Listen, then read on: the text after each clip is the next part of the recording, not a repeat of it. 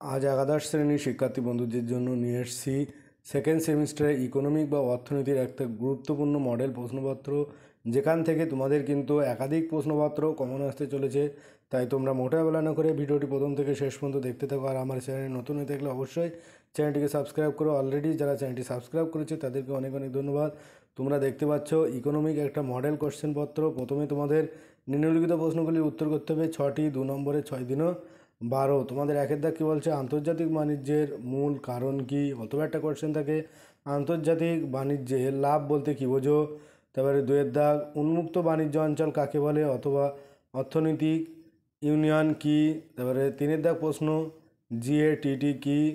4-এর দাগ নিম্নে প্রদত্ত সংখ্যাগুলি প্রসার নির্ণয় করতে হবে, কিছু সংখ্যা দেওয়া আছে অথবা কিছু সংখ্যা দেওয়া আছে, এই সংখ্যাগুলির চতুর্থক বিচ্যুতি নির্ণয় করো। 5-এর দাগ সূচক সংখ্যার দুটি ব্যবহার লেখো, অথবা সূচক সংখ্যা কত প্রকার ও কী কী। 6-এর দাগ ল্যাসপেয়ার এর সূচক 110 এবং বলছে প্যাসেজ এর সূচক 108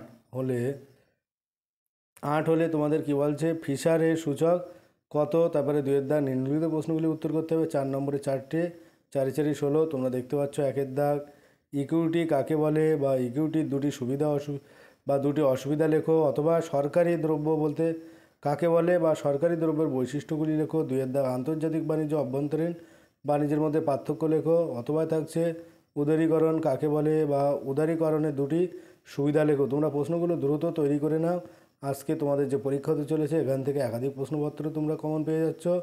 অবশ্যই সেই জন্য তোমরা মোটে অবহেলা করে এগুলো তৈরি করে রাখো। 3-এর দাগ যদি দুটি চলকের দশ জোড়া শ্রেণীর ক্রম অনুযায়ী মানের অন্তরফলের বর্গের সমষ্টি 65 হয়, তাহলে সারিবদ্ধ সহপরিবর্তন গুণাঙ্ক কত। অথবা কোশ্চেন আছে নিম্নের তথ্য থেকে দুটি রাশির সহপরিবর্তন গুণাঙ্ক নির্ণয় করতে হবে। তোমরা অবশ্যই এটা ঝটপট করে তৈরি করে নাও।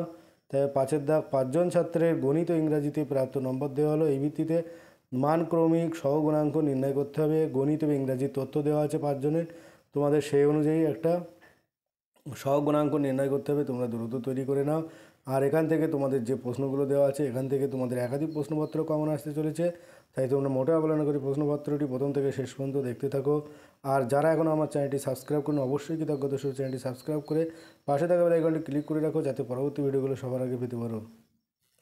তারপরে 3-এর দাগ কী বলছে, এখানে নিম্নলিখিত প্রশ্নগুলির উত্তর করতে হবে। 6 নম্বরে 2টি 6 দুনো 12। এখানে 1-এর দাগ পূর্ণ প্রতিযোগিতামূলক বাজারে ফার্মের স্বল্পকালীন ভারসাম্য ব্যাখ্যা করো। ফার্মের তারপরে অথবা কোশ্চেন আছে বাহ্যিকতা কাকে বলে, সামাজিক ব্যয় ও ব্যক্তিগত ব্যয় কাকে বলে, কখন সামাজিক ব্যয় ব্যক্তিগত ব্যয় থেকে কম হয় এবং কখন বেশি হয়, এগুলো লিখতে হবে। আর 2-এর দাগ নিম্নের পরিসংখ্যা বিভাজন থেকে চতুর্থক বিচ্যুতি নির্ণয় করো। অথবা একটা কোশ্চেন আছে তোমাদের সমক পার্থক্যের সুবিধা অসুবিধা লিখতে হবে। এ হচ্ছে তোমাদের ইকোনমিকের একটা গুরুত্বপূর্ণ প্রশ্নপত্র মডেল কোশ্চেন পেপার। তাই তোমরা অবশ্যই ভিডিওটি প্রথম থেকে শেষ পর্যন্ত দেখতে থাকো আর এগুলো দ্রুত প্র্যাকটিস করে নাও। এখান থেকে তোমরা একাধিক প্রশ্নপত্র কমন আসতে চলেছে তোমাদের পরীক্ষায়।